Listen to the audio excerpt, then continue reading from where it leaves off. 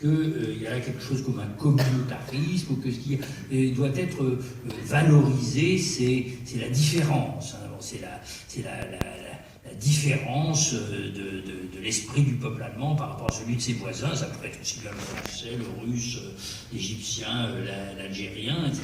Naturellement, cet aspect des choses n'est pas complètement absent du texte de Fichte, bien au contraire, il y a des considérations sur la germanité qui jouent un rôle très important dans le texte, mais dans l'esprit républicain auquel je faisais allusion tout à l'heure, la germanité en question, ça peut nous surprendre, nous lecteurs français, sauf à partir du moment où on commence à s'apercevoir que ça résonne très directement avec des discours que nous tenons nous-mêmes, ou que nous entendons autour de nous. C'est essentiellement un ensemble de valeurs morales qui ont une intention, une prétention, je dirais, universaliste. Alors, une des raisons, et non la moindre évidemment, pour laquelle, quand j'avais lu ce texte, j'en avais été très frappé, non seulement intellectuellement, je dirais, mais affectivement, c'est que ça se passait, je ne me souviens plus très bien, dans les années où j'étais professeur au maître de conférence à l'Université de Paris 1, c'est-à-dire au début des années 90, les grands débats sur l'identité, sur la question de savoir si le sentiment national est dépassé ou non par la construction européenne, ou encore la question de savoir comment s'effectue le transfert, on pourrait dire la trace, la rémanence de l'histoire impériale de la nation française dans notre propre sentiment de cohésion nationale.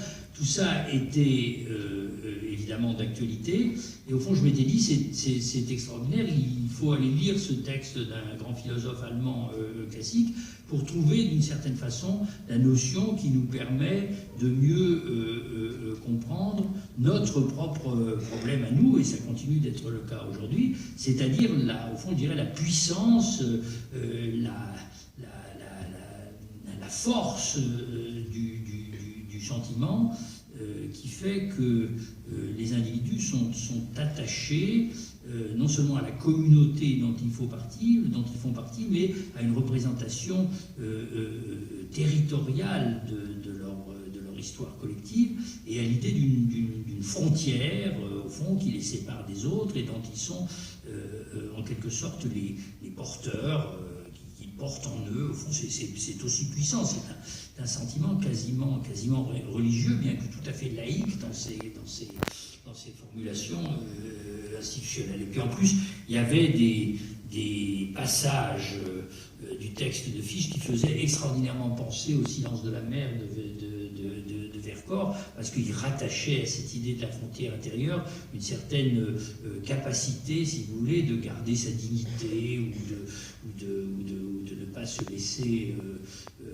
séduire, au fond, ou vaincre par la puissance d'un conquérant étranger. Alors tout ça était naturellement aussi susceptible d'application dans d'autres contextes, en particulier ceux de la résistance à la colonisation. Bon, j'étais un peu trop long là-dessus, mais ça sert à se mettre en route. Alors la deuxième expression dont je voudrais partir, évidemment c'est l'inverse d'une certaine façon, mais elle a résonné dans mon expérience, et dans celle peut-être d'autres parmi nous, d'une façon qui n'était pas moins puissante que la première, et qui parfois, paradoxalement d'ailleurs, était susceptible de la recouper. C'est l'expression sans frontières.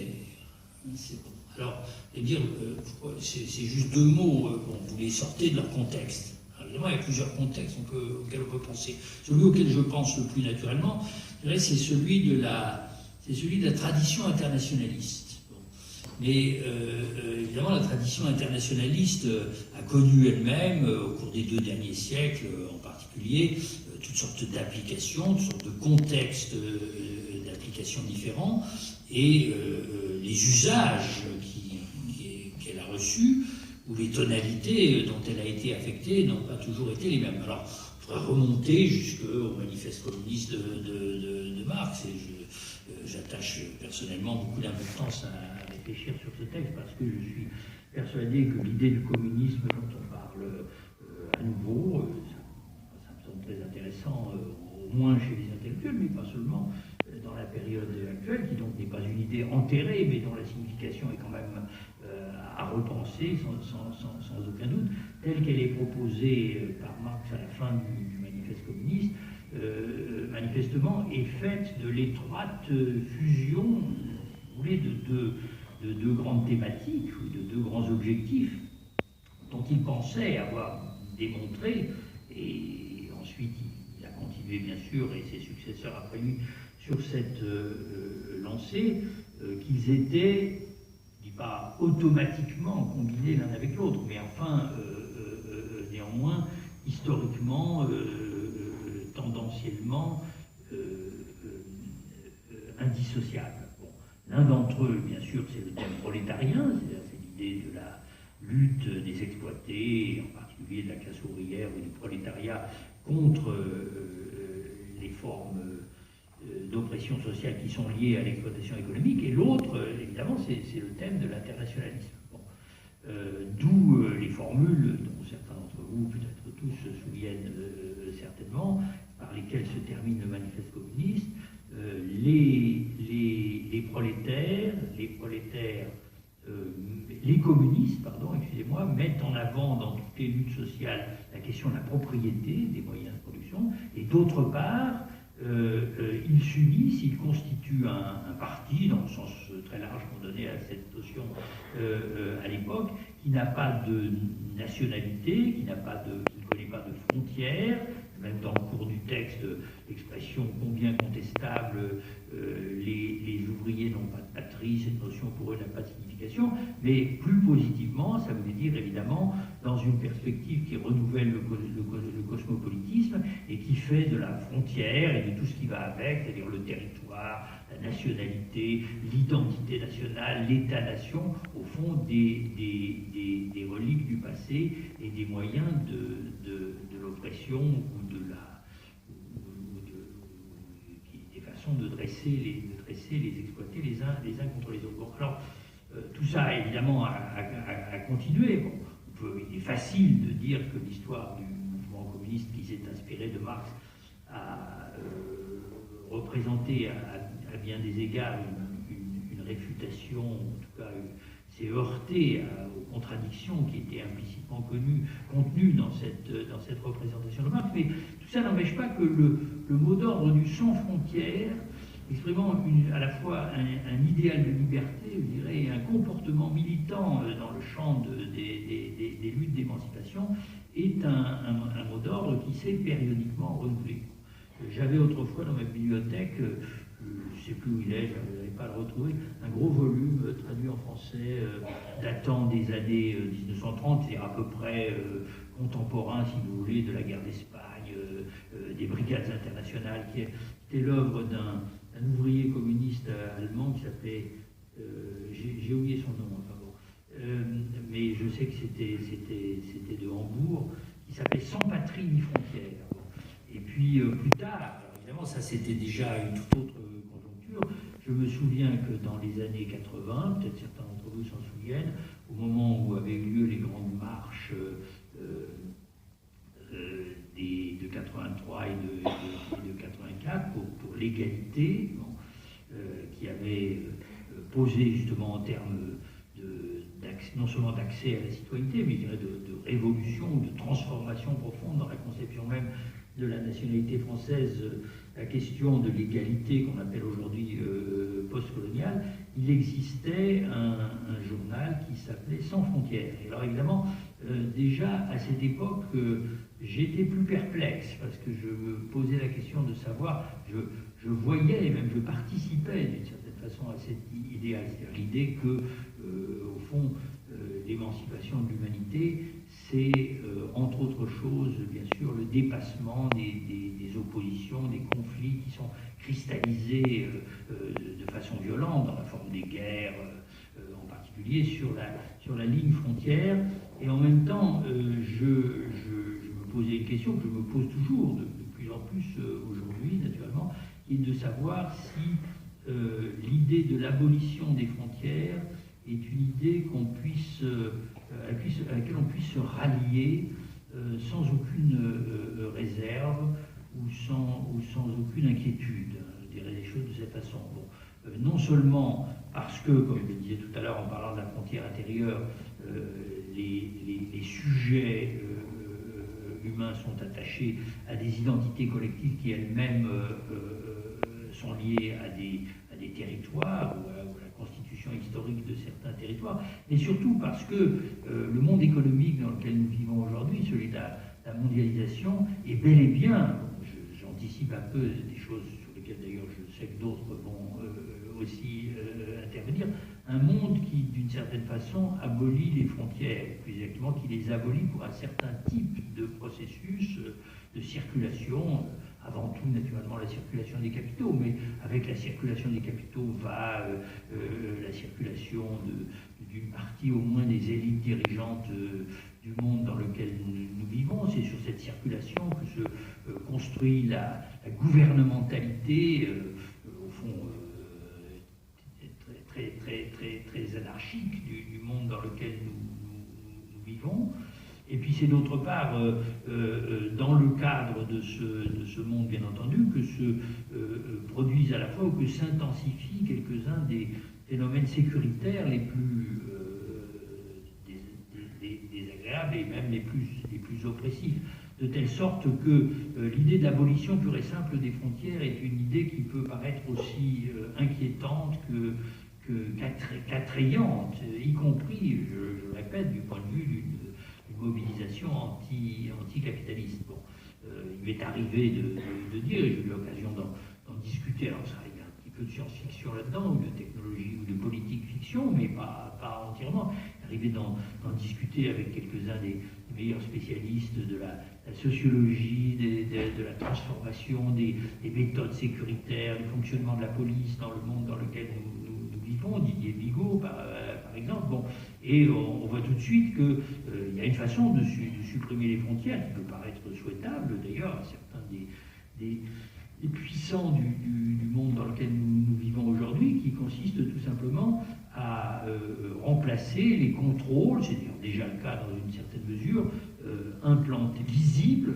les choses de cette façon, visibles, à la limite contrôlables dans une certaine mesure par des procédures démocratiques, sur des lignes de frontières bien tracées, par des méthodes de surveillance plus individualisées, donc qui relèvent davantage de ce que Foucault appelait gouvernementalité, et certainement pas libératrice au sens de l'utopie du cosmopolitisme classique. Bon, je ne dis pas que tout le monde pourrait être amené à être obligé de porter sur lui un bracelet émetteur de sécurité, soit au poignet, soit à la cheville, pour qu'on sache à quel moment, exactement à chaque instant où il se trouve, dans quel quartier, en train de faire quoi, etc. Mais sans justement, il y a des méthodes plus subtiles que celle-là. On a appris avec Snowden et d'autres de ce genre qu'il suffit au fond d'avoir un téléphone portable dans sa poche qui soit ouvert pour que de grandes oreilles soient capables de savoir exactement où vous vous trouvez.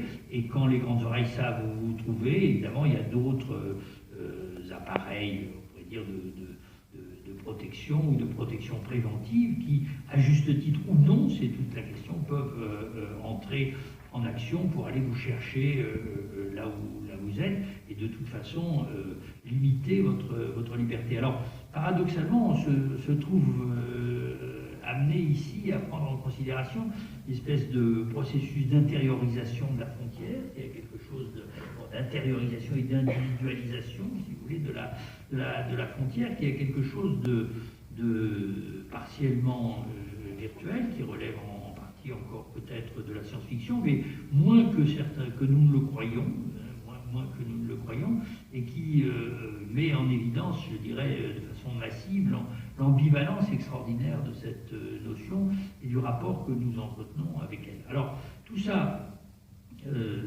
évidemment,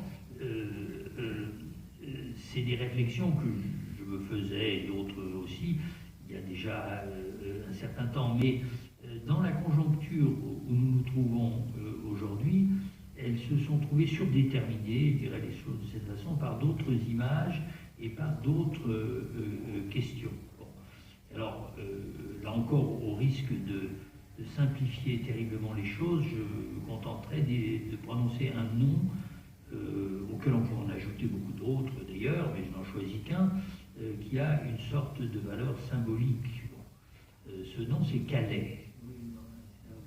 Quel genre de frontière est aujourd'hui Calais, la ville de Calais, la jungle de Calais qui en est immédiatement proche, et quel genre de transformation dans le rapport que nous tous, collectivement, comme société, comme communauté de citoyens, mais aussi comme humanité planétaire, entretenons-nous avec la frontière. Alors évidemment, on pourrait être tenté de dire que c'est profondément pathologique, c'est-à-dire que ça ne devrait pas exister.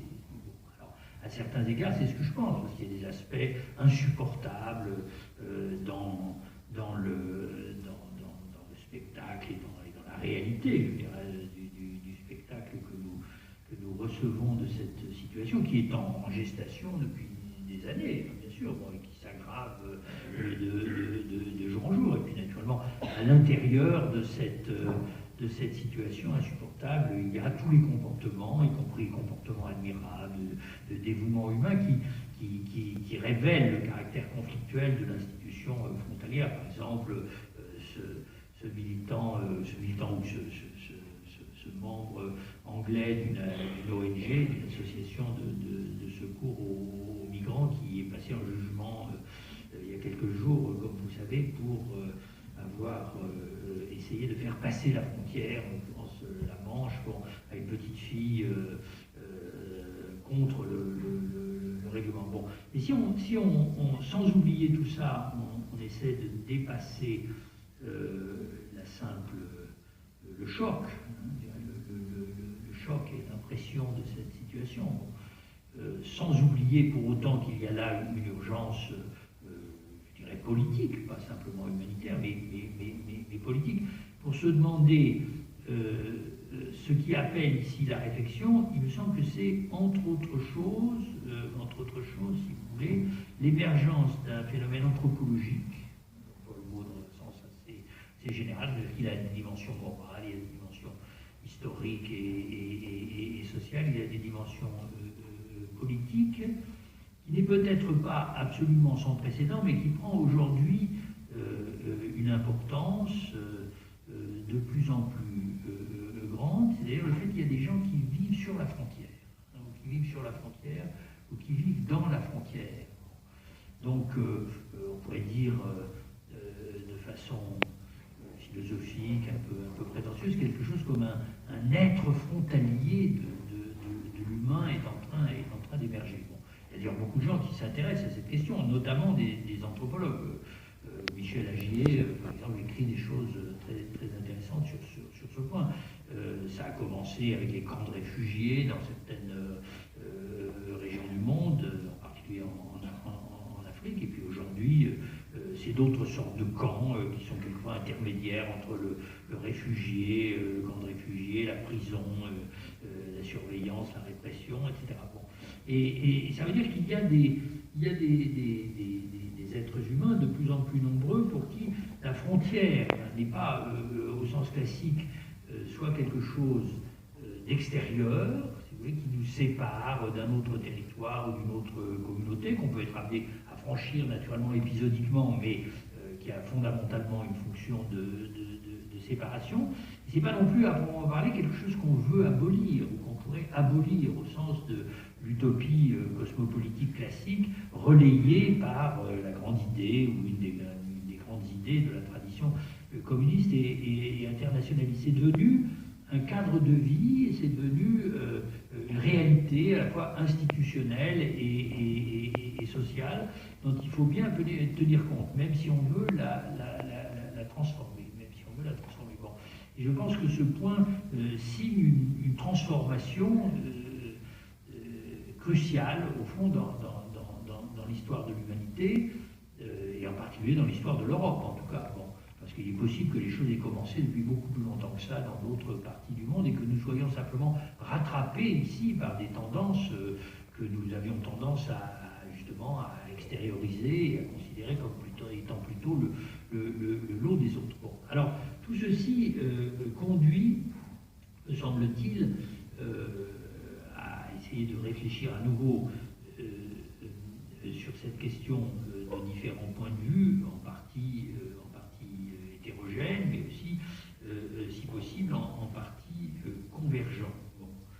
Alors, j'avais dit que j'avais 5 points, bon, je ne vais pas tous les reprendre, mais en particulier, je vais sans doute, on y reviendra peut-être dans la discussion, mais je vais sans doute laisser de côté la question des frontières de l'Union européenne, parce que question plus spécifique, évidemment très urgente, mais je sais qu'il va y avoir un autre exposé sur ce point. Bon. Donc, je voudrais me concentrer sur 2 questions essentiellement. Premièrement, celle du rapport entre l'institution frontalière et l'État-nation, la formation nationale, pas du tout une question aussi simple qu'on pourrait croire. Et puis ensuite, évidemment, celle des transformations que la mondialisation, en tant que gigantesque phénomène de déterritorialisation, apporte à notre perception même de la question des frontières. Et puis, s'il nous reste un tout petit peu de temps, je reviendrai à cette question du choix politique, au fond, et donc la question de savoir quel est le mot d'ordre que nous pourrions considérer comme émancipateur, comme progressiste au regard des frontières. Alors, sur le premier point, c'est-à-dire la question du rapport entre l'institution frontalière et la formation nationale, évidemment, la première évidence, c'est que les deux sont très étroitement liés. Bon. Mais les deux sont très étroitement liés pour plusieurs raisons qui, historiquement, se sont en quelque sorte superposées et cristallisées ensemble, mais qui ne sont pas purement et simplement identiques entre elles. Bon. Alors je dirais que un premier type de raison est étroitement lié à la façon dont s'est construite, dans le cadre de l'État-nation, le double statut de la souveraineté. Autrement dit, la frontière, c'est une institution souveraine par excellence, c'est l'un des instruments privilégiés au moyen desquels, au travers duquel, la souveraineté cesse d'être simplement une notion idéale et quelquefois quasiment mythique pour se matérialiser, pour s'inscrire dans des institutions et même à même le sol, au fond, la terre. Bon. On peut partir de l'idée de la ligne frontière, bien sûr. C'est-à-dire qu'on peut partir de la représentation des cartes.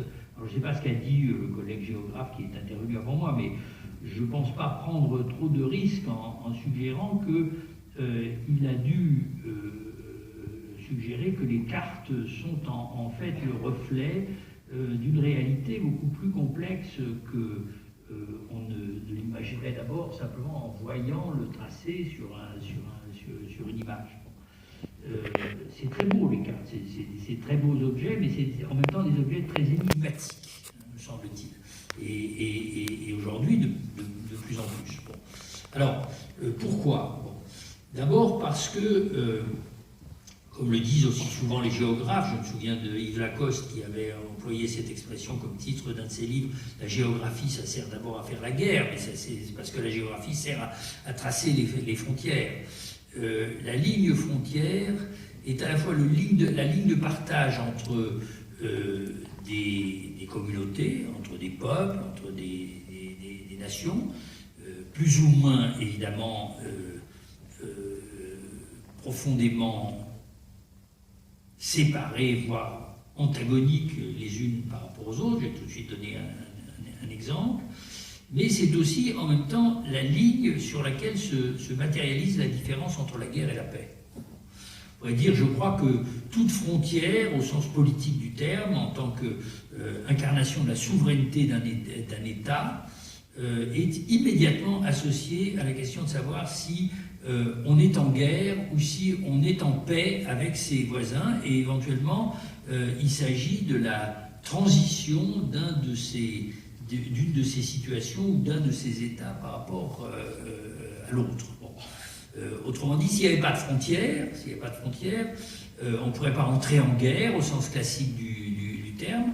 Le geste caractéristique ou le moment caractéristique de l'entrée en guerre étant celui où une armée franchit la ligne frontière, fait sauter les poteaux frontières. Et comme vous savez, dans l'histoire des guerres européennes en particulier, le franchissement de la frontière est généralement décrit comme agressif, mais il peut avoir aussi, subjectivement au moins, un caractère défensif. C'est-à-dire qu'on franchit la frontière pour se mettre en meilleure position de résister à une invasion extérieure réelle ou potentielle. Et d'un autre côté, s'il n'y avait pas de frontière, on ne pourrait pas faire la paix, on ne pourrait pas conclure de traité de paix.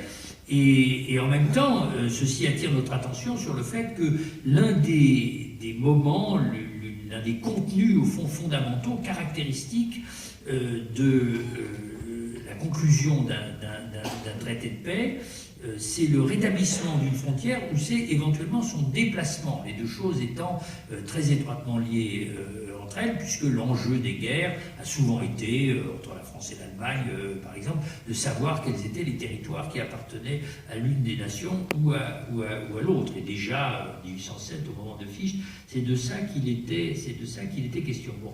D'où cette conséquence, si vous voulez, que le système des frontières, en particulier dans la tradition européenne classique, celle qui commence, on dit ça en général de façon conventionnelle, au milieu du XVIIe siècle avec les traités de Westphalie, c'est vraiment l'acte de naissance des États-nations au sens moderne du terme, presque tous monarchiques, presque tous. Il y a déjà des républiques, il y a déjà la République des Provinces-Unies ou des Pays-Bas à cette époque, qui joue un rôle d'ailleurs essentiel dans cette confrontation.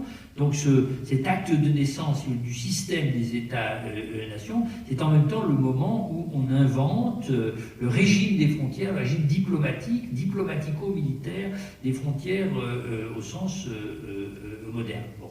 Ce que un auteur encore allemand, décidément je les utiliserai beaucoup ce soir, mais c'est inévitable, de réputation encore moins favorable que Fichte, je veux dire Carl Schmitt, dans l'ouvrage, le grand livre qu'il a publié en 1950 au lendemain de la Deuxième Guerre mondiale, à propos de laquelle il observe d'ailleurs une discrétion tout à fait stupéfiante, alors qu'il avait été un des collaborateurs les plus proches, sur le plan intellectuel du régime nazi, mais qui n'en reste pas moins un ouvrage extraordinaire sur la question qui nous intéresse, le Nomos de la Terre,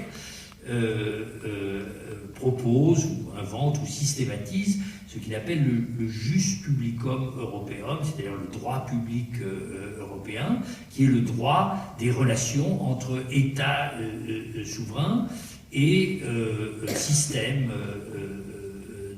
d'alternance, je dirais, entre la guerre et la paix, régie par une certaine sacralisation, on pourrait dire les choses, sacralisation juridique de l'institution frontalière. Alors évidemment, ça veut dire que potentiellement, celui qui est de l'autre côté de la frontière est un ennemi, même si c'est un ennemi avec lequel on peut être amené à faire la paix, y compris pour une très longue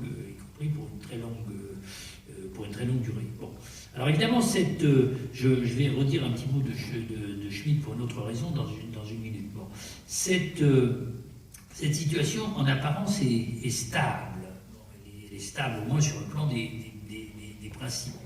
Elle permet justement de trouver un régime d'équilibre, on pourrait dire, régime d'équilibre juridique entre l'hostilité et la coexistence, ou pacifique, ou la diplomatie, ou la civilité, on pourrait dire dans d'autres langages, dont justement le droit est le garant. Mais évidemment, dès qu'on élargit un petit peu la perspective, la focale, si vous voulez, de l'objectif, on s'aperçoit que ceci recouvre en fait des complications et des conflits dont il n'est pas possible de venir vraiment à bout. Alors, l'exemple par excellence que j'ai en tête, parce que dans ma génération c'est absolument inévitable, c'est celui des causes, du déroulement et des conséquences de la guerre d'Algérie. Comme vous savez, la guerre d'Algérie, à l'époque où elle s'est déroulée, qui est du point de vue du peuple algérien une guerre d'indépendance nationale, Et du point de vue de l'État français, même si le ministre de l'Intérieur de l'époque, François Mitterrand, avait proféré cette formule absolument extraordinaire, l'Algérie c'est la France, la seule négociation c'est la guerre, qui contient une sorte de contradiction interne, qui jure violemment avec le schéma idéal que j'exposais à l'instant. Cette guerre était simplement une sorte d'opération de sécurité contre des terroristes, des rebelles qui visaient à préserver l'intégrité du territoire français. C'est pourquoi elle n'était pas appelée une guerre, précisément. Bon, certains d'entre vous ont peut-être vu le film extraordinaire de Bertrand Tavernier, La guerre sans nom, qui interviewe les anciens participants des deux côtés, d'ailleurs, enfin, surtout le côté français, à la guerre d'Algérie, et qui montre la profondeur des traumatismes que cette impossibilité de nommer les opérations militaires particulièrement cruelles et violentes a entraîné dans la subjectivité même des individus. Là, la frontière intérieure, si vous voulez, est désagrégée en quelque sorte de l'intérieur. Mais le point surtout que j'ai en mémoire, alors je sais que ça fait difficulté, tout le monde ne sera pas d'accord, mais c'est que sans aucun doute l'Algérie n'était pas la France. Tout ça fait partie du système de la colonisation qui débouchait ou qui devait déboucher inévitablement, en tout cas à un certain moment on s'en est rendu compte, sur l'indépendance des nations opprimées, sur la constitution d'un nouveau droit international. Mais le résultat de la guerre d'Algérie, pour des raisons qui ne sont pas qui sont sociologiques en partie, évidemment, elles tiennent à l'importance de la migration d'origine algérienne et plus généralement nord-africaine dans la société française, donc à l'importance de la binationalité, disons les choses de cette façon, dans toutes ces multiples formes qui sont juridiquement complexes. Le problème est extrêmement brûlant aujourd'hui, mais c'est beaucoup plus profond que ça. C'est aussi une dimension culturelle, c'est aussi une dimension symbolique, qui m'a amené à écrire autrefois, à l'occasion d'un colloque franco-algérien, un article que j'avais intitulé, avec un point d'interrogation, Algérie, France, une ou deux nations, point d'interrogation. Voilà. C'est une façon de dire, au fond, est-ce que dans la trace, dans l'après-coup de la violence des dominations coloniales et des luttes qui ont permis d'en sortir, ou qui, en tout cas, ont amené à les dépasser, le système des relations entre peuples et entre nations qui s'est constitué est bien cet ordre westphalien idéal dont je parlais tout à l'heure, c'est-à-dire celui qui fait qu'une ligne de séparation est tracée, qui est éventuellement mouvante, bon, elle passe d'un côté ou de l'autre, d'un fleuve ou d'une mer, mais ce qui est considéré comme acquis, c'est que les deux communautés sont extérieures l'un à l'autre et ont chacune leur identité propre. Alors j'avais, avec toutes sortes de précautions, vous imaginez, dont on peut reparler, en particulier pour que ceci n'apparaisse pas, je l'espère du moins, une espèce de tentative concept même de la nation qui est ici en cause. Des aspects cruciaux de la conception culturelle des identités nationales, et inversement, il y a une part d'Algérie dans la France, même si elle est le plus souvent officiellement elle est néanmoins absolument incontestable, en tout cas sur le plan historique et sur le plan de la culture. De sorte que, disais-je en conclusion, la frontière ici n'est pas une ligne simple, c'est plutôt ce que les mathématiciens appelleraient une fractale, si vous voulez. Bon, j'avais dit, ça ne fait pas deux nations complètement étrangères l'une à l'autre, mais ça fait quelque chose comme une nation et demie, et entendu évidemment qu'il n'y en a pas une des deux qui représente le un et l'autre qui ne serait qu'une demi-nation, mais c'est une espèce d'interpénétration mutuelle. Et c'est ça la réalité de notre histoire, c'est ça la réalité de notre culture, et, disais-je à l'époque, d'une façon peut-être un peu utopique, c'est aussi ça pour une part notre avenir. Alors, naturellement, ça amène à se poser la question de savoir si rétrospectivement les représentations juridiques idéales de la souveraineté nationale sont des représentations qui correspondent à ce qui était vraiment l'interpénétration de l'histoire des peuples, en particulier en Europe, ou bien au contraire une espèce d'ordre, pas nécessairement oppressif, mais simplificateur et normalisateur, si vous voulez, que l'institution frontalière permet aux États d'imposer sur l'histoire de leur propre peuple ou de leur propre société, et que naturellement les individus, pour toutes sortes de raisons, qui ne sont pas nécessairement, qui ne sont pas purement et simplement de mauvaises raisons, bien sûr, parce qu'ils ont besoin de collectivités, de communautés et d'institutions, peut-être même de souveraineté ou de représentation de la souveraineté nationale, sont amenés à intérioriser. Alors, à cette... j'accélère, mais à cette première remarque, je voudrais en ajouter une seconde qui est en quelque sorte le complément. Je citais à l'instant le livre de Carl Schmitt, Le Nomos de la Terre. Ce livre a été publié en 1950. Et il y a toutes sortes d'aspects d'érudition, certains d'entre vous le connaissent peut-être. C'est un livre difficile à lire, c'est un livre assez long, érudit. Ce qui est très intéressant, c'est en particulier, c'est la coexistence dans le temps, c'est la simultanéité de publication de plusieurs ouvrages venus de bords politiques absolument opposés entre eux, d'une certaine façon, et je pense ici à trois en particulier. Le livre de Schmitt, on va dire pour simplifier que c'est un livre fasciste, ou c'est un livre qui a été écrit par un savant fasciste. Le grand livre d'Hannah Arendt sur les origines du totalitarisme, et qu'on peut considérer comme libéral. C'est très difficile de classer la pensée d'Hannah Arendt d'une façon simple. Là aussi, je ne peux pas m'empêcher d'évoquer des circonstances historiques qui ne sont pas tout à fait biographiques, mais qui renvoient à l'expérience de ma génération, parce qu'aujourd'hui, vous rencontrez le livre d'Hannah Arendt dans sa forme originale, c'est-à-dire qu'il a été traduit et recomposé, il y a une édition quarto, complétée par Eichmann à Jérusalem, on voit que c'est un grand livre en 3 parties. Bon, croyez-le ou non, quand j'étais étudiant, ce livre n'existait pas. Pourquoi ? Parce qu'on avait publié séparément la première et la troisième. La première portait sur l'antisémitisme, comme si c'était un traité des origines et des formes de l'antisémitisme, question évidemment très importante, surtout au lendemain de la Deuxième Guerre mondiale. La troisième partie portait sur le totalitarisme, c'est-à-dire avec des nuances, parce que Hannah Arendt n'était pas purement et simplement représentant de l'idéologie de la guerre froide, enfin sur les analogies indéniables entre l'hitlérisme et le stalinisme, donc le fonctionnement des régimes totalitaires. Et puis alors il y avait quelque chose qui avait complètement disparu et qui n'existait pas, c'était la partie centrale, qui fait le lien entre les deux, évidemment, et sans laquelle le livre est incompréhensible, qui s'appelle l'impérialisme. Bon. Et où Arendt étudie les origines, en particulier des dominations totalitaires, là ça veut surtout dire le nazisme, bien entendu, de l'Europe moderne, dans l'histoire de la colonisation européenne d'Afrique, qui est très influencée par Rosa Luxembourg. Bon, tout ça, ça n'existait pas, c'était comme censuré. Bon. Et alors enfin, le troisième texte auquel je veux faire allusion, c'est beaucoup plus court, évidemment, c'est un très beau texte, c'est le célèbre pamphlet d'Aimé Césaire, qui s'appelle « Discours sur le colonialisme ».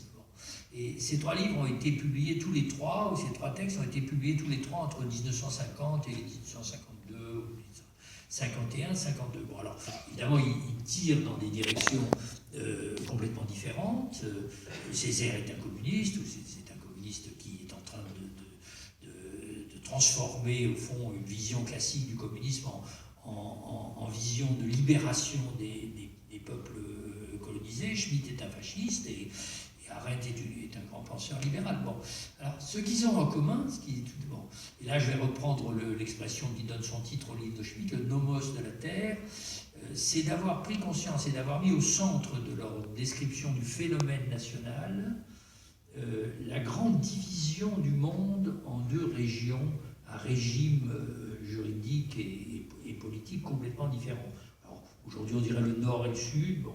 À l'époque, on disait plutôt le centre et la périphérie, le monde européen, pour ne pas dire le monde civilisé, dans une certaine tradition coloniale, et puis d'autre part, évidemment, le monde de l'expansion coloniale de l'Europe à l'extérieur. Séparés l'un de l'autre par une ligne mouvante, mais que certains textes, voire même certains traités, le célèbre traité de Tordesillas, médié par le pape de l'époque, avait institué et qui portait dans le langage de l'époque classique le nom extraordinaire de ligne d'amitié. Je me suis longtemps demandé ce que voulait dire la ligne d'amitié. Bon, alors, disons pour l'essentiel que c'est une ligne qui a à voir entre deux régimes, au fond, de rapport entre l'ami et l'ennemi. Bon, d'un côté, j'ai certainement une vision idéalisante, le monde européen, le monde des puissances coloniales dominantes,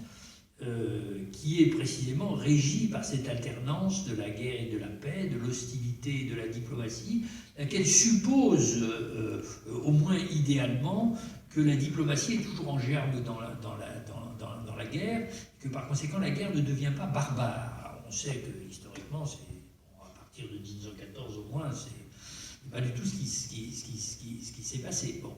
Et de l'autre côté, ce qui est sûr, c'est que, évidemment, ces limitations, ce droit de la guerre, cette civilisation de la violence elle-même n'a pas cours, à la fois parce qu'on se représente de façon colonialiste et violemment eurocentrique les peuples non européens comme des peuples intrinsèquement violents, c'est-à-dire qui, entre eux, au fond, n'observent aucune règle, et parce que du même coup, comme le disent même certains grands penseurs, on trouve ça chez Hegel, les opérations de conquête justifiées par des missions civilisatrices que les Européens mènent dans le reste du monde ne sont pas tenus de respecter les mêmes règles et les mêmes normes que quand les Européens se combattent entre eux. Bon.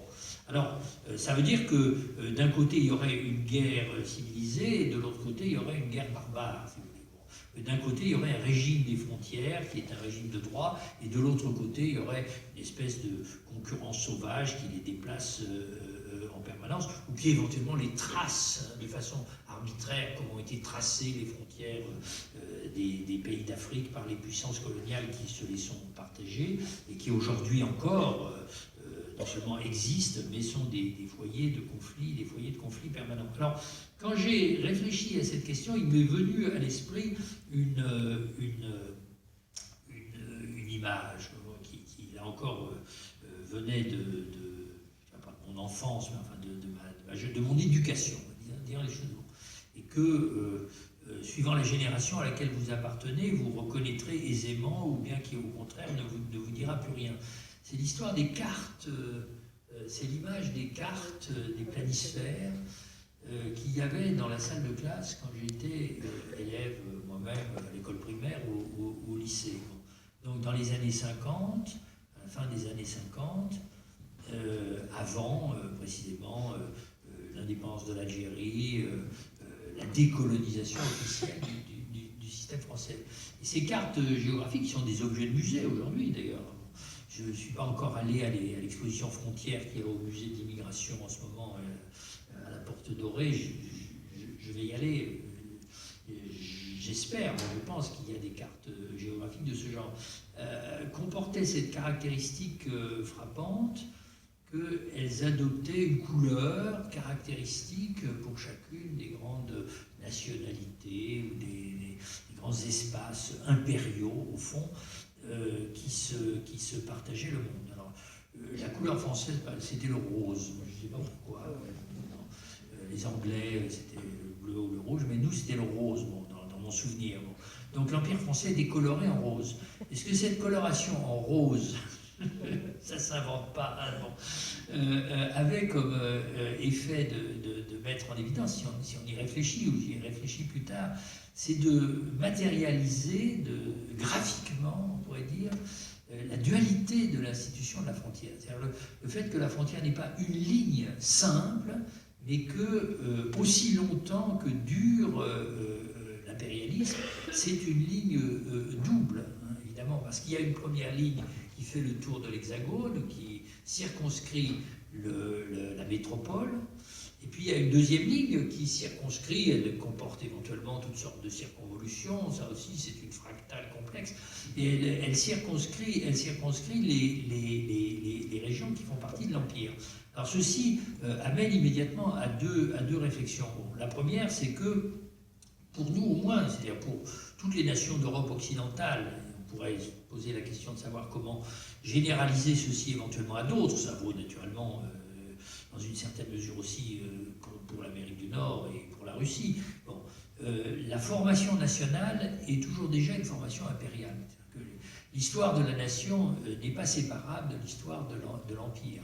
Et quand l'Empire disparaît, quelque chose subsiste, on pourrait dire, comme une sorte de spectre, de fantôme, qui n'est plus repérable sur une carte, mais qui continue de travailler au niveau du symbole, au niveau des idées que nous nous faisons de ce que c'est qu'une communauté, nationale. Bon, alors, c'est quoi cette trace? Bon, je dirais brutalement, pour aller vite, c'est la différence des citoyens et des sujets.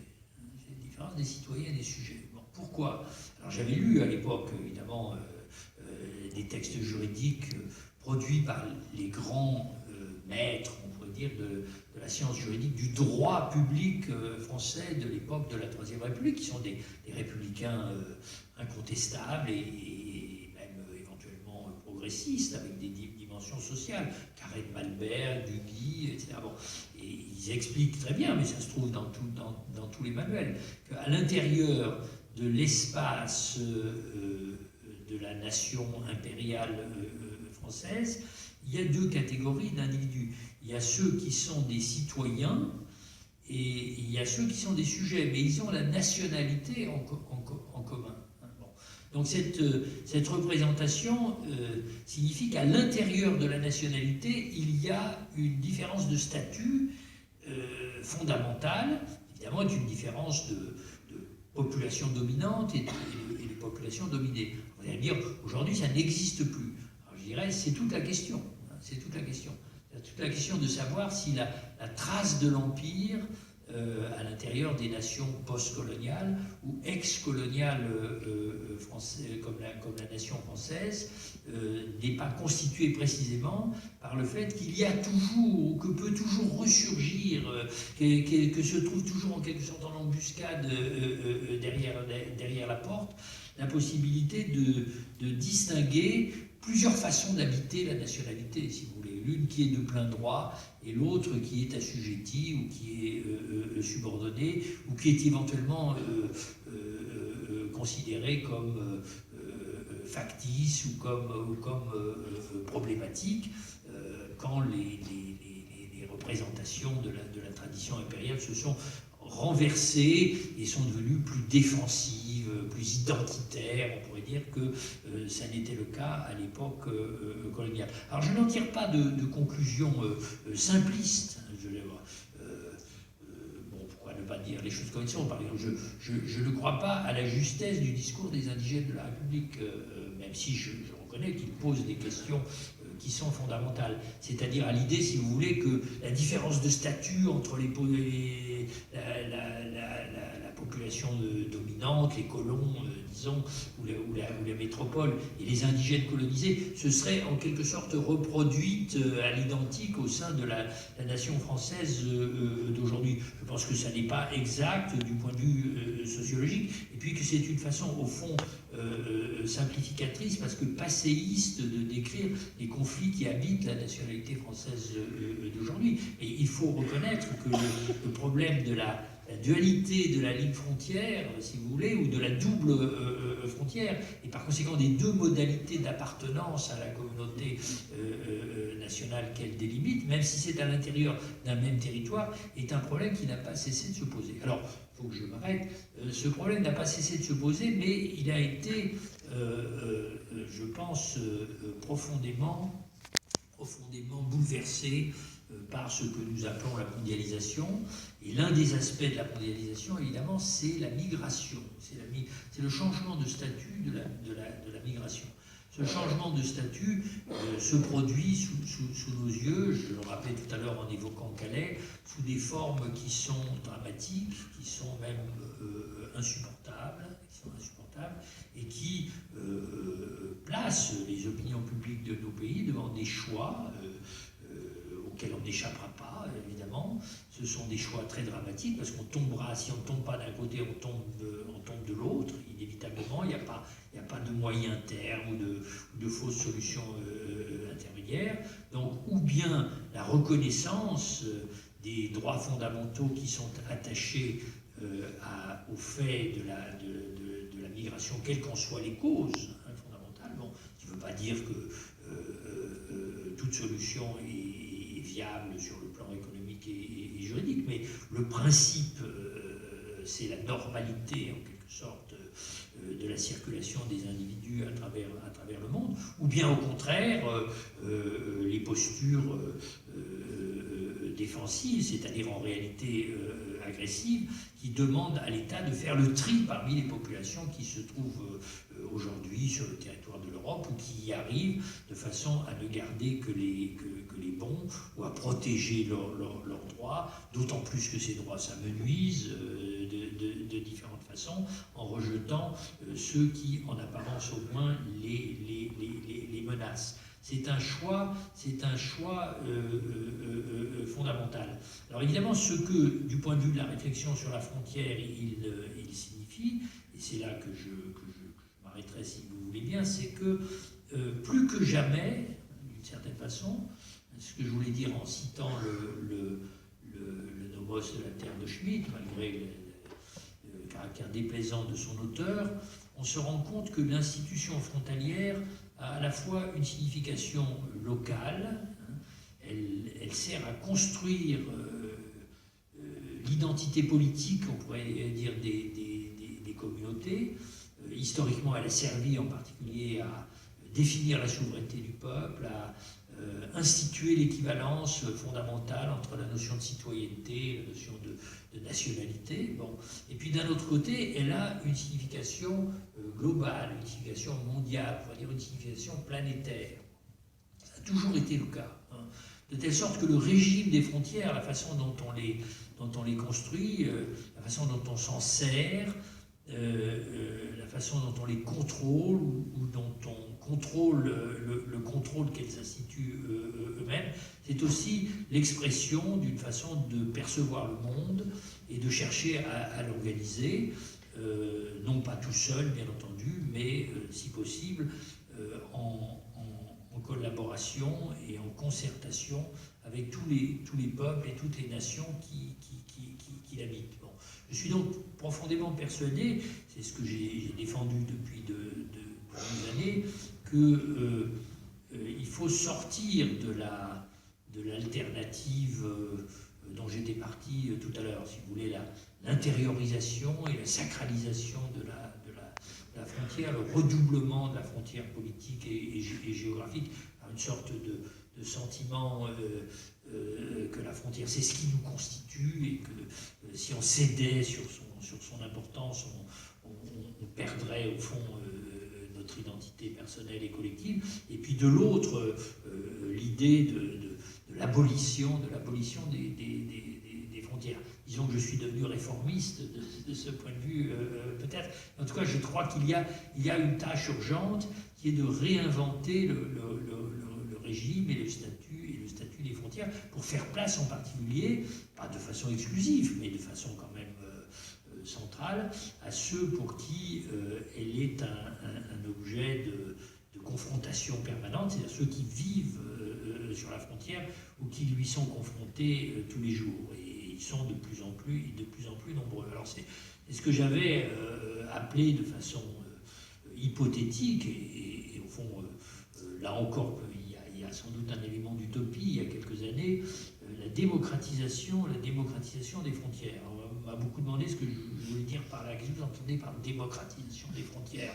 On comprend ce que veut dire éventuellement démocratiser un système électoral ou démocratiser un système de sécurité sociale. Déjà, quand on passe à la question des inégalités ou des luttes de classe, les choses deviennent plus compliquées, mais à propos de la frontière, elles sont presque imperceptibles.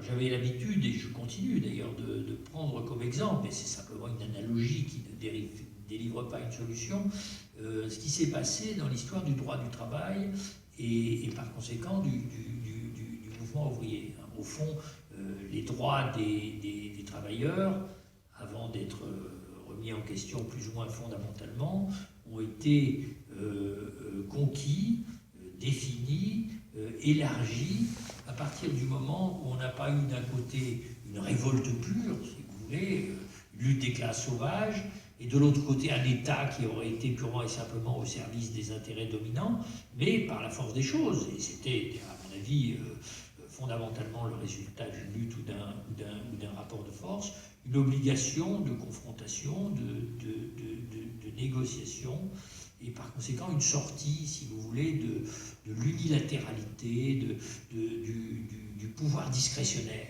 Bon. Ce qui m'a amené à me poser la question de savoir ce que pourrait être la sortie du pouvoir discrétionnaire en matière de frontières. Alors, la réponse la plus sensée ou la plus simple, me semble-t-il, c'est celle qui consiste à suggérer que le statut des frontières fasse en permanence l'objet d'une concertation ou d'une discussion, de façon à ce que ceux qui les traversent, qui ont besoin de les traverser, puissent aussi faire valoir en face des États leurs revendications, leurs droits fondamentaux et leurs intérêts. Bon, vous allez me dire, dans la conjoncture actuelle, c'est hautement invraisemblable. C'est hautement invraisemblable parce que nous sommes en ce moment dans une phase qui tire en direction diamétralement opposée. Les frontières se renforcent. Là où elles avaient été apparemment allégées, pour ne pas dire abolies, par exemple dans le système des frontières intérieures de l'Europe, elles sont rétablies. Dans certains cas, elles sont rétablies sous une forme caricaturale, c'est-à-dire qu'on voit caricaturale et odieuse. On voit surgir à l'intérieur même de l'Europe le type de frontières fortifiées, de barbelés meurtriers qui existaient déjà depuis plusieurs années en différents emplacements de la rive sud de la Méditerranée. Et d'une façon générale, la tendance est plutôt à l'ubiquité, à la multiplication, à la prolifération des frontières sous la forme en particulier de contrôle d'identité et de droit de séjour, que sous la forme d'une concertation ou d'une négociation collective à l'échelle planétaire. Tout ça n'empêche pas que dans la Charte des Nations Unies, qui de ce point de vue est un texte très intéressant et même prémonitoire, soit inscrit en toutes lettres le double objectif, les deux me paraissant très intéressants, d'une part de la liberté de circulation et d'autre part du droit de résidence, bon, et même du droit à la nationalité. Je pense qu'il est très important, dans la conjoncture actuelle, de réfléchir à cette antithèse ou à cette tension, et de poser la question de savoir comment on pourrait, contre le cours des choses, dans la période actuelle, qui paraît extrêmement régressive de ce point de vue, inventer une nouvelle forme de coexistence entre les peuples, les nations et les États à l'échelle planétaire, où la frontière perdrait de sa fonction répressive et violente, si vous voulez, pour entrer davantage dans l'espace de la civilité et de la démocratie. Merci beaucoup.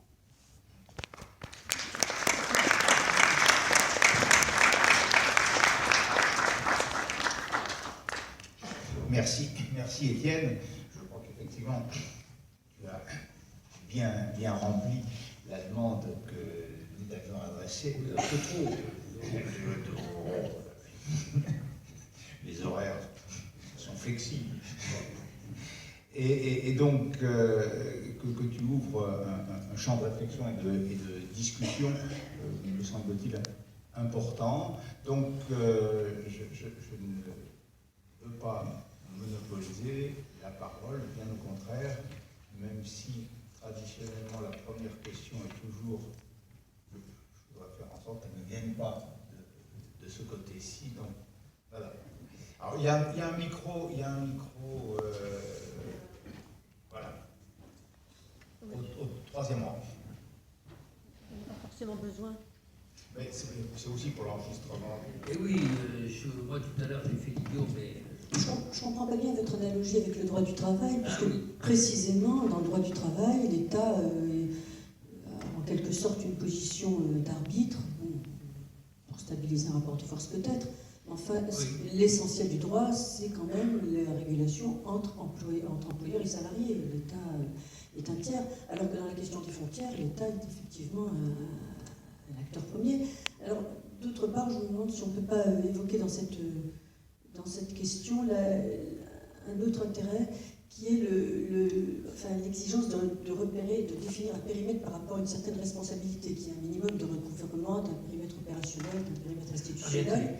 Excusez-moi, je vous demande, pardonnez-moi, et je suis vieux et sourd, donc si vous parlez très vite, je ne vous entends pas complètement. Oui, un des aspects de cette question des frontières permet également quand même de repérer un secteur de responsabilité dans une période où elle se dilue d'une façon presque délibérée dans une grande entreprise, même quand il y a un préjudice causé par un opérateur, c'est le service du contentieux qui s'en occupe, tout juste c'est celui qui a occasionné les problèmes est informé. Et entre les systèmes de sous-traitance, la responsabilité est extrêmement diluée, donc c'est un des aspects, ce recouvrement donc, du périmètre institutionnel et opérationnel. C'est pas exactement lié à la notion de nationalité, mais c'est quand même lié à la question de frontière. Alors, comment on fait? Je réponds tout de suite ou on prend plusieurs... Qu'est-ce que vous préférez? Je vous réponds? Oui, je pense que c'est... Bon, justement, il ne faut pas me faire trop long. Bon. Alors, je vous remercie, premièrement, de mettre le doigt sur une faiblesse, ou en tout cas un aspect problématique de la comparaison dont je me suis servi. Il y en avait une autre, et deuxièmement, de soulever une question qui j'en suis tout à fait d'accord, est une question fondamentale, à la fois sur le plan de la politique et sur le plan de la philosophie politique. Bon. Alors, en ce qui concerne le premier point, oui, je vous accorde volontiers qu'il y a quelque chose qui cloche dans cette analogie, dans la mesure où l'État, si tant est que l'État soit une chose simple et unique, toujours la même à travers l'histoire, ne se trouve pas placé de la même façon dans le conflit. D'un côté, en tiers ou en arbitre, ça pourrait se discuter. Hein, bon. Mais même Marx explique très bien dans les chapitres extraordinaires du Capital sur la longueur de la journée de travail qu'à un moment donné, la guerre civile, c'est l'expression qu'il emploie, évidemment c'est aussi une analogie d'ailleurs, bon, la guerre civile entre le travail et le capital a trouvé une forme de résolution dynamique, on pourrait dire les choses de cette façon, évolutive, bon, qui lui a permis d'entrer justement dans le champ du droit, dans la mesure où la société, représentée par l'État, n'a identifié son intérêt et son pouvoir, ni purement avec celui des capitalistes, ni purement avec celui des ouvriers. Alors que dans la question de la frontière, en apparence au moins, les États, l'État sous la forme des multiples États, ne peuvent pas être juges puisqu'ils sont partis. Bon, alors, en quel sens sont-ils partis? Je dirais en ce sens que, j'avais employé autrefois l'expression la frontière c'est la limite non démocratique de la démocratie elle-même, en ce sens que les États ne veulent pas renoncer au caractère discrétionnaire ou souverain, on pourrait dire les choses de cette façon, des règles qu'ils imposent pour le franchissement de leurs propres frontières. Alors, naturellement, dans la pratique, ça ne fonctionne pas du tout de la même façon, suivant qu'on a affaire à des États très puissants qui ont effectivement la possibilité de se comporter de façon discrétionnaire, ou d'autres qui, pour toutes sortes de raisons historiques et économiques, sont au contraire obligés de subir les réglementations. Ou encore, si vous voulez, suivant que les États sont en position d'offre ou de demande, par exemple, dans le régime des visas. Et je ferai deux remarques à cet égard. La première, c'est que,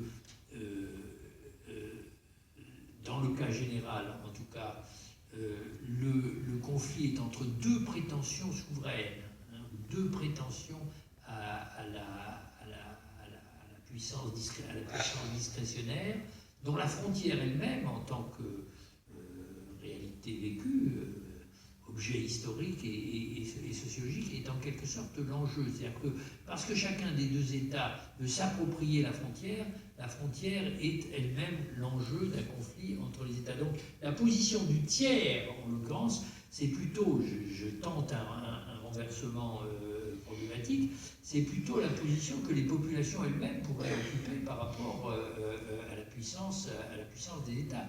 Bon, je ne compte pas énormément. Je pense que d'une certaine façon, c'est l'objet du droit international. Et idéalement, ça serait la tâche permanente d'institutions comme les Nations Unies, dont on voit bien aujourd'hui que le pouvoir sur ce plan est considérablement diminué, pour ne pas dire ridiculisé, de chercher à introduire des médiations ou des réglementations sur ce point, de façon à ce que précisément l'idée d'un droit de circulation ou d'un droit de résidence puisse être en quelque sorte objectée à la puissance des États eux-mêmes. Bon, ça est compliqué puisque c'est les États qui sont chargés de mettre en œuvre le droit international.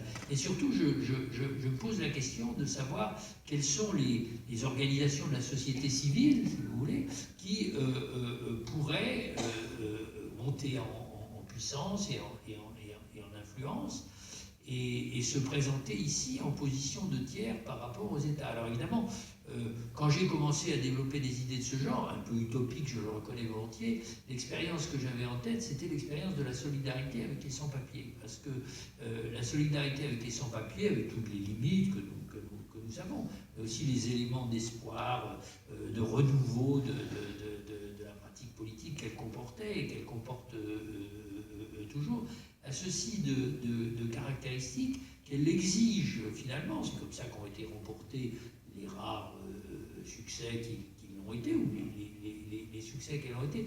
Elle exige la coopération à l'intérieur d'un même mouvement ou d'une même organisation de gens qui viennent des deux côtés, qui viennent des deux bords. Ce n'est pas une négociation entre, d'un côté, des immigrés et de l'autre, des militants de la solidarité internationaliste. C'est quelque chose comme une force commune qui reste néanmoins, bien entendu, hétérogène, éventuellement conflictuelle, je n'en disconviens pas, mais qui, idéalement au moins, peut essayer de s'affirmer en face des États et de leur pouvoir discrétionnaire. Bon, alors, vous voyez, je ne conteste pas que le problème existe, que l'analogie ait ses limites, mais en même temps, j'essaie de suggérer qu'on peut dialectiser la question ou la déplacer. Je ne dirais qu'une seule chose de plus à ce sujet, puis je passe très vite au second aspect, bien qu'il soit très intéressant et très important, c'est que on peut penser à d'autres analogies. Dans la mesure alors celles-là qui vont dans une direction tout à fait différente. Bon. Dans la mesure où la frontière est une institution discrétionnaire, on peut dire aussi autoritaire, si vous voulez, je ne vais pas jusqu'à dire dictatoriale, ça dépend des circonstances, bon. Qui vient en quelque sorte limiter l'extension de la démocratie dans le champ de nos sociétés. Et encore une fois, on peut le souhaiter, on peut même le désirer. Je ne suis pas sûr que tout le monde veuille la démocratie limitée. Bon. Elle a des analogies, elle a de fortes analogies avec d'autres institutions qui sont tout aussi discrétionnaires. Au fond, toutes les institutions de l'État qui se fondent non pas sur l'idée d'une participation ou d'un droit de regard ou d'intervention plus ou moins directe de la population elle-même, mais sur l'idée que dans le meilleur intérêt du peuple, l'État doit lui imposer, comme chez Hobbes, si vous voulez, une autorité indiscutée. Alors c'est particulièrement le cas de la police, hein, évidemment. C'est tout particulièrement le cas de la police. Bon. Donc, et je prends cette comparaison de façon d'autant plus intentionnelle que pas plus que je ne crois aux vertus d'une abolition des frontières, je ne pense non plus que nous devions réclamer l'abolition de la police.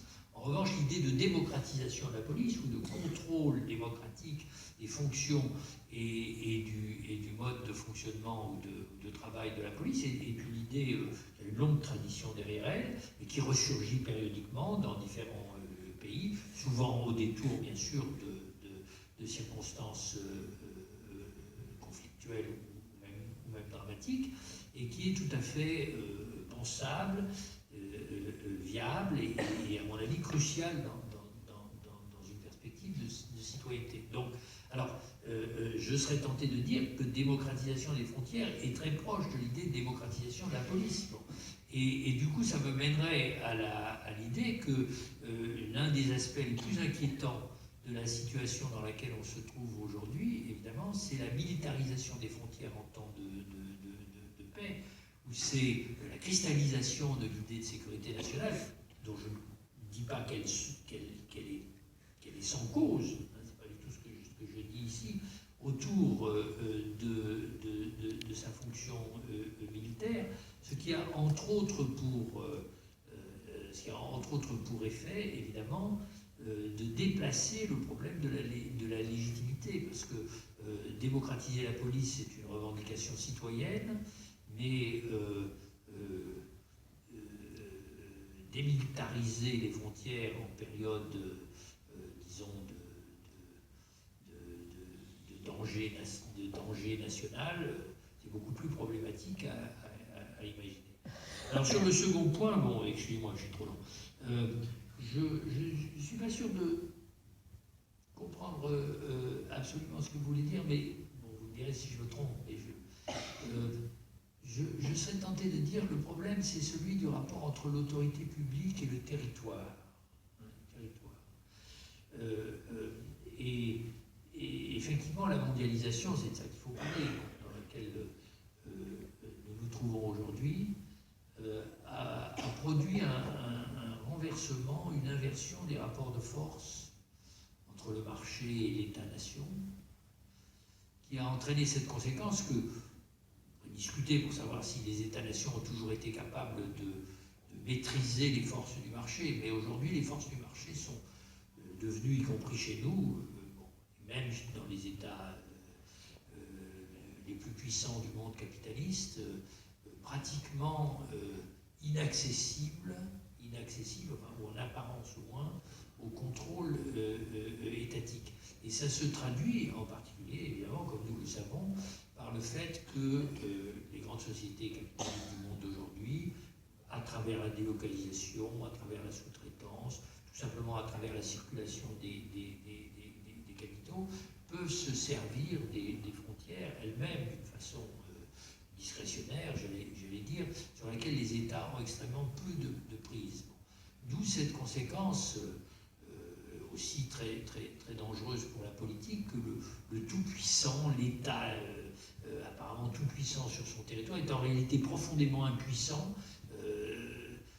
comme tout le monde le perçoit, à contrôler des phénomènes comme le déplacement des emplois, l'investissement économique, le développement territorial ou la politique de développement. Et même, on peut avoir le sentiment que les États se sont fait à leur tour, dans beaucoup de circonstances, les instruments dociles de la logique capitaliste pure, celle de la concurrence entre les marchés, qui devient la concurrence entre les territoires. Donc on offre les meilleures conditions fiscales possibles, etc. etc. Bon. Donc on pourrait se dire c'est foutu du point de vue des possibilités de régulation de la compétition sauvage à l'échelle mondiale. Sauf si on réussit à inventer des formes de pouvoir public ou à définir des formes de pouvoir public qui ne soient pas purement et simplement identiques à ce qu'était l'État-nation traditionnel. Évidemment, une des raisons que j'avais, avec d'autres, de placer certains espoirs dans la construction européenne, qui se sont malheureusement progressivement dissous au cours de la dernière période, pour arriver à la situation de crise dans laquelle nous nous trouvons aujourd'hui, c'était de penser que la construction européenne pouvait contribuer à mettre en place, à l'échelle mondiale, des régulations, et en particulier des formes de contrôle de l'activité des sociétés capitalistes qui n'opposent pas les territoires les uns aux autres d'une façon sauvage. Alors, je ne sais pas si c'est ça que vous appelez responsabilité, mais en tout cas, moi, je ne refuserai pas ce terme. D'autres questions?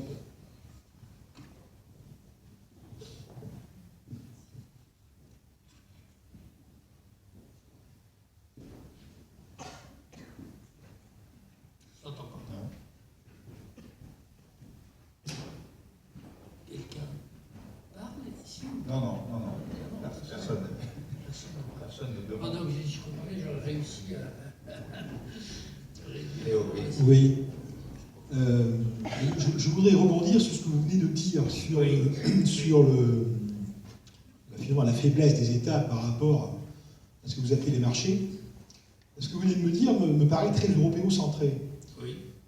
Mais c'est pas forcément vrai en dehors de l'Europe. Je pense que la Russie, la Chine, à certains égards le Venezuela, certains pays d'Amérique latine, voire même l'Allemagne, la Grande-Bretagne, on continue à pouvoir imposer des politiques d'une certaine mesure, plus que les pays de la zone euro, effectivement. Voilà, au marché. Allez-y. Oui, ce qui est frappant aussi, pardon, quand vous étiez le souhait d'une organisation démocratique qui gère, qui soit au-dessus des États pour autoriser la circulation des gens. Oui. En fait, ce qui est quand même frappant aussi, c'est que ces organisations au-dessus des États pour gérer la liberté de circulation, elles existent pour les capitaux et les marchandises. Oui. Effectivement, pas pour les gens. Voilà, la question qui peut se poser, c'est pourquoi est-on si libéral avec les marchandises et les capitaux, et pourquoi n'est-on pas si libéral avec les gens? Alors, je n'ai pas d'expertise particulière, hein, donc nous discutons sur la base de nos connaissances et de nos intérêts, qui, j'en suis sûr, sont en bonne partie communs. Bon. Alors sur le premier point, j'ai envie d'utiliser le truc classique dans les débats, c'est une bonne question. Je vous accorde qu'elle se pose complètement. Je demanderai simplement la permission de déplacer, mais je crois que ce que vous avez dit va déjà dans ce sens, de déplacer un tout petit peu le qualificatif d'eurocentrique. C'est-à-dire que ce qui me semble en effet absolument incontestable, c'est qu'on n'a pas la même perception, disons, de ce rapport triangulaire, au fond, fondamental entre le territoire, l'État, la souveraineté de l'État et les mouvements de population ou les intérêts de la population, suivant les endroits dans lesquels où on se trouve aujourd'hui dans le monde. Et je vous accorde que je peux prêter à cette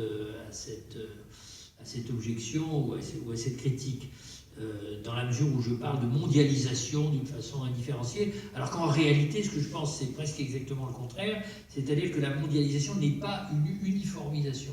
Elle ne produit pas les mêmes situations partout dans le monde, et donc le mot même n'a probablement pas exactement le même sens, suivant, je ne dis pas que vous êtes américain, chinois ou russe, mais disons que vous parlez à partir, et vous observez les choses à partir d'une perspective qui se situe à d'autres, et africains, a fortiori, à d'autres endroits dans le monde.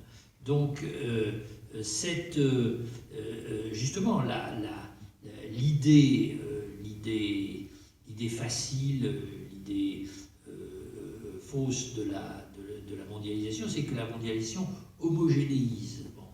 Et en homogénéisant, du même coup aussi, elle rendrait obsolètes les raisons de contrôler les déplacements ou de maintenir des inégalités statutaires entre les hommes qui habitent la planète. Vous avez raison, c'est absolument pas le cas. Bon, alors maintenant, la question qui se pose tout de suite après, c'est de savoir comment se répartissent les inégalités et les rapports différentiels, conflictuels au phénomène de mondialisation dans le monde. Et les exemples même que vous prenez, dont chacun peut être discuté, hein, évidemment, d'autant plus que ça change avec le temps. Le Venezuela est évidemment un cas particulièrement éloquent, je ne m'en réjouis pas du tout. Hein, bon. Mais il semble bien, si vous voulez, que la capacité de résister à la toute-puissance des tendances dominantes de la mondialisation qui a été pendant une certaine et assez longue période mise en œuvre par le gouvernement chaviste au Venezuela, se trouve aujourd'hui réduite à presque rien, sinon à néant, non seulement à cause du fait qu'elle dépendait plus qu'on aurait voulu peut-être des capacités d'un homme, d'un chef d'État, d'un leader, comme vous l'avez appelé, mais surtout parce que la conjoncture dépendait d'une conjoncture économique qui s'est renversée. Mais ceci étant dit, ce que je veux dire, c'est que ça aussi c'est discutable, hein, je vous l'accorde, c'est que les inégalités, les différences qualitatives au fond dans le rapport que les peuples entretiennent au marché mondial ne se répartissent plus, si ça n'a jamais été le cas, d'une façon simple entre l'Europe et le reste du monde, ou le Nord et le reste du monde. Bon. C'est pourquoi dans le texte alors à l'intérieur même de l'Europe, il est très évident de parler de l'Allemagne, il est très évident qu'il y a d'énormes différences de statut. On voit avec la crise des réfugiés telle qu'elle se développe en ce moment que la position de l'Allemagne n'est pas du tout purement et simplement une position de force, c'est une position aussi fragile d'une certaine façon que celle de tous les États européens par rapport au régime des frontières. Et surtout, on voit, c'est l'idée que j'ai proposée dans le petit texte de Vacarme que citait Gérard Bras tout à l'heure, pour la soumettre à la discussion naturellement, que l'Europe n'est pas à proprement parler un espace qui possède des frontières stables, ni les frontières entre les nations qui ont été héritées de l'histoire depuis Westphalie, etc. Ni évidemment les frontières extérieures de l'Union européenne qui sont en train, celles de Schengen, qui sont en train de craquer de toutes parts. Mais l'Europe comme telle est une espèce de zone frontière complexe et mouvante, dans laquelle en particulier certains États, la France est un exemple tout à fait caractéristique, se trouvent simultanément en position défensive et offensive, si j'ose dire, ou en tout cas de fermeture et d'ouverture. Donc nous gardons la frontière des Anglais à Calais et nous fermons la frontière des Italiens à Vintimille. Et ça, c'est la situation générale de l'Europe d'aujourd'hui. Et ça veut dire qu'en réalité, l'Europe n'est pas dans le nord à l'exclusion du sud, mais l'une des zones où ce grand conflit, on pourrait dire, entre la mobilité et la sédentarité est en train de se jouer aujourd'hui, avec des effets extraordinairement déstabilisants sur nos régimes politiques. Du coup, je dis un petit mot, vous voyez, je cherche avec vous, à propos du second point. Alors, démocratie au-dessus des États, c'est la fonction des institutions internationales. Moi, quand je hasarde à parler de perspectives de démocratisation des frontières, et là encore, je suis bien conscient du fait qu'il y a un élément utopique, je ne pense pas purement et simplement à des réglementations qui seraient imposées par des institutions supranationales, même si je crois à la nécessité et même à l'utilité des institutions supranationales. Bon, tout dépend de la façon dont elles sont gouvernées, et tout dépend au fond des intérêts qui finissent par prévaloir en leur sein. Alors peut-être qu'il y a eu, au lendemain de la Deuxième Guerre mondiale, sous le contre-coup de la guerre et ensuite, a fortiori, pendant la période de décolonisation, sous la pression des peuples du tiers-monde, une sorte de poussée démocratique, si vous voulez, au sein des institutions supranationales. On en est apparemment au moins de plus en plus éloigné aujourd'hui. Mais je reste persuadé que les exigences démocratiques doivent venir d'en bas et pas seulement d'en haut, ou alors il se passe rien. La question qui est posée est donc de savoir si citoyens français, par exemple, de différentes conditions sociales, y compris, ce qui est le plus difficile à imaginer, les plus pauvres ou les plus violemment frappés par les effets de la mondialisation, nous sommes capables d'imaginer un régime planétaire des frontières et des flux de population qui serait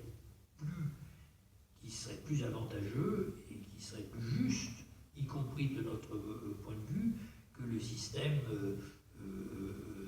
de répression tel qu'il est en train de se développer en ce moment, qui ne contiendra au bout du compte rien du tout. Bon. Et évidemment, on bute ici sur la question que vous posez, c'est-à-dire de savoir pourquoi certains flux sont libéralisés ou sont dérégulés, alors que d'autres, au contraire, sont systématiquement contrôlés. Je ne suis pas sûr que cette question soit simple, parce que vous lisez tous les jours dans The Economist ou dans le Financial Times, etc., des articles de représentants caractéristiques de l'idéologie néolibérale qui vous expliquent qu'il faut ouvrir les frontières.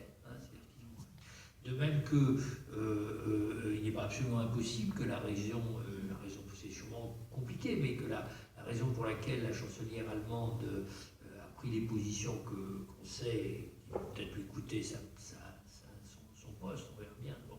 Et que d'ailleurs, pour ma part, j'admire et je respecte, parce qu'aucun autre dirigeant politique en Europe n'a pris de la même façon la mesure du problème. Il est possible néanmoins que tout ça ait été commandé en partie par des intérêts économiques bien compris, c'est-à-dire par l'idée que l'Allemagne a besoin d'un complément démographique, que l'industrie allemande est assoiffée de main-d'œuvre, etc. Donc, il n'est pas du tout certain que toutes les puissances du capital, pour les appeler de cette façon un peu simple, soient hostiles aux migrations internationales.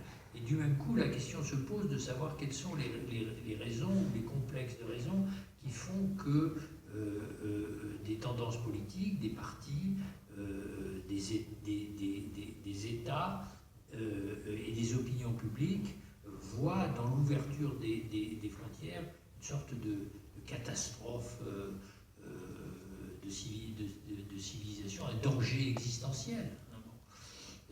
Je pense que ce débat se déroule aujourd'hui dans un grand nombre de pays, et même si les tendances sont à l'isolationnisme ou au nationalisme, ça ne veut pas dire que la question est définitivement réglée. Autrement dit, les causes de cette disparité sont idéologiques et passionnelles, au moins autant que économique et capitaliste. Alors évidemment, je serais tenté pour ma part de dire, comme beaucoup d'autres, que ce qu'il nous faudrait, c'est une proportion inverse, c'est-à-dire plus de réglementation sur la circulation des capitaux et plus de liberté, disons, même et surtout si c'est plus d'ouverture, même et surtout si c'est une ouverture raisonnée, si c'est une ouverture contrôlée en ce qui concerne la circulation des hommes. Une autre question. Je rebondirai sur une seconde. Mais il y a une dimension de la démocratisation des frontières ou du déplacement du problème des frontières auquel on peut penser, je crois qu'il n'a pas évoqué, c'est la question de la citoyenneté, c'est-à-dire très bêtement, très simplement, du droit de vote des individus, sujets non extra-européens. Bon, je pense à ça, parce qu'il y a eu un référendum de Gennevilliers sur le droit de vote des immigrés. Et là, ça a donné quoi? 57%. 57% de oui. De oui, pour le droit de vote des immigrés. Pour le droit de vote des immigrés. 53. Enfin, quand même, c'était majoritaire. C'était majoritaire. C'est beau, quand même. C'est fragile, peut-être, mais c'est beau. là, on a une manière de politiser évidemment, la question. Alors, écoute, si tu veux me faire dire ce que je pense, bon, dans le débat actuel, oui, non, mais ce que je pense, bon, d'ailleurs, je l'ai dit en partie très vite, et je ne suis pas le seul, hein, bon, dans une petite contribution à un débat dans l'humanité il y a quelques mois, au moment où le gouvernement a annoncé, par la voix du Premier ministre, qui sur ce genre de sujet est toujours très en pointe, que décidément l'idée du droit de vote des étrangers résidents aux élections locales n'était plus à l'ordre du jour. Bon. Alors, depuis, il s'est produit d'autres éléments dramatiques, incontestablement, et une autre question est venue au premier plan, celle dont nous discutons en ce moment, qui n'est pas simplement celle de l'inscription dans la Constitution une possibilité de déchéance de nationalité pour les terroristes binationaux, même nés en France, mais tout le monde, je crois, en est conscient, on comprend que c'est l'enjeu symbolique. La question de savoir, c'est la question même de savoir si la binationalité est une chose normale ou souhaitable. On voit bien, je pense qu'on voit bien, qu'il y a une tendance, à la fois dans l'opinion et dans les appareils d'État, à penser que la binationalité, au fond, ça ne devrait pas exister. Alors, c'est très intéressant du point de vue historique et juridique, il faudrait avoir, parce que moi, je n'ai pas étudié la question de près. Gérard Moriel pourrait dire des choses, et d'autres pourraient dire des choses beaucoup plus claires là-dessus, mais d'une façon générale, les États ont toujours éprouvé une profonde répugnance devant l'idée de la binationalité. Ils ont toujours tendu à considérer que, même si on l'acceptait, ça devait rester quelque chose comme une exception ou un phénomène purement symbolique. Et ceci est lié, d'abord, à la volonté de pouvoir mobiliser le patriotisme sous forme de sentiment d'appartenance exclusive pour obtenir l'obéissance des citoyens, et puis plus généralement à ce que j'ai essayé de dire, tant bien que mal, mais en enfonçant aussi un peu des portes ouvertes, à propos du rapport entre l'institution de la frontière et la question de la paix et de la guerre. Bon. Et évidemment, comme la question de la guerre revient au premier plan, tous ces raisonnements font surface à nouveau, à partir du moment où il est de l'essence d'une communauté politique de pouvoir se trouver en guerre contre des ennemis plus ou moins nombreux, plus ou moins dangereux, qui se situent soit de l'autre côté de la frontière, soit même éventuellement à l'intérieur, la binationalité apparaît au mieux comme une aberration et au pire comme un danger potentiel contre lequel il faut se battre. Et tout le monde est conscient, je crois, du fait que ce problème revient au premier plan. Bon, par exemple, aux États-Unis, très intéressant de comparer la France avec les États-Unis de ce point de vue, il y a eu, il y a 2 mois, j'ai été là-bas parce que j'y enseignais, un épisode qui m'a beaucoup frappé. Et je ne fais pas de difficulté à admettre qu'il y a des aspects moraux dans tout ça. Bon, quand certains hommes politiques américains, y compris des gouverneurs d'État, ont commencé à s'exprimer sur la question des réfugiés et des immigrés en proposant de refouler à l'extérieur les musulmans, les arabes. Une petite communauté très intéressante s'est exprimée par la voix de certains de ces représentants qui sont aujourd'hui des gens très vieux, des vieux messieurs, des vieilles dames. C'était les Japonais américains qui avaient été enfermés dans des camps de concentration pendant la Deuxième Guerre mondiale. Ils ont dit on ne peut pas accepter cette idée parce que ça nous ramène à ce dont nous avons été nous-mêmes les victimes, c'est-à-dire à une conception exclusiviste de l'appartenance nationale qui fait qu'on considère comme une aberration ou comme un danger ou comme un péril le fait que des individus puissent vivre à cheval sur la frontière. Bon, alors, pour revenir à ta question, là encore, parfaitement conscient du fait que je vais à contre-courant et que, bon, il y a une part d'utopie dans ce que je dis, mais je pense que le choix est là. Ou bien on pense que les bases sur lesquelles se construit la collectivité politique doivent s'élargir par rapport à l'équation de la nationalité et de la citoyenneté. Autrement dit, on considère, au fond, dans une certaine tradition, on l'a beaucoup dit à une certaine époque, qui remonte à la Révolution française, enfin il ne faut pas mythifier la chose, donc, que la citoyenneté est une notion plus large, et que la nationalité n'en constitue pas le seul critère.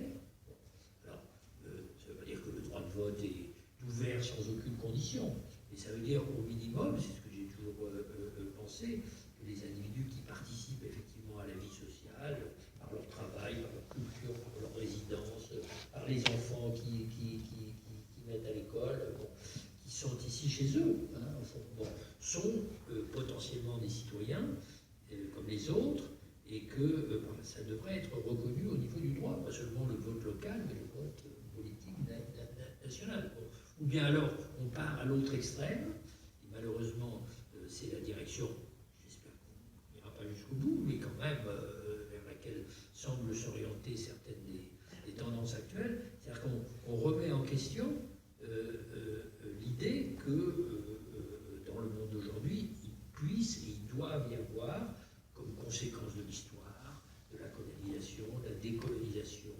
de la mondialisation dont on parlait tout à l'heure, de plus en plus d'individus qui ne sont pas de façon exclusive la propriété d'un seul État et d'une seule nation. Je ne vois pas comment on échappera à ce dilemme, même si dans l'immédiat, évidemment, il est difficile d'en faire accepter le caractère incontournable par tous nos concitoyens. Une dernière question. Oui, non. Voilà, écoutez, je vous propose d'arrêter ici, simplement avant je vais avoir trois points très rapidement. Nous avons pris l'habitude cette année de poursuivre la discussion une semaine après, avec plus de questions, de poursuivre sans la présence. Ah, libéré. Libéré. Donc, c'est prévu le 3 février à la MDC à 19h. Je ne fais pas d'erreur sur l'heure, je n'ai pas vérifié l'heure. D'autre part, tu me raconteras. Je te raconterai. Étienne y a fait allusion à la prochaine conférence a lieu bientôt, le 15 février, et on sera en prolongement des questions qui ont été posées, puisqu'elles portent sur les frontières de l'Europe. Les frontières de l'Europe sont-elles infranchissables par une juriste qui est responsable du GISTI, et ça se tiendra à la MDC le 15 février à 20h. Et dernière petite annonce, je vous signale qu'il y a une table de librairie et qu'un certain nombre des titres que j'ai mentionnés en ouverture sont disponibles si vous souhaitez les acheter à la sortie dans le hall. Je vous remercie et je remercie encore Étienne pour cette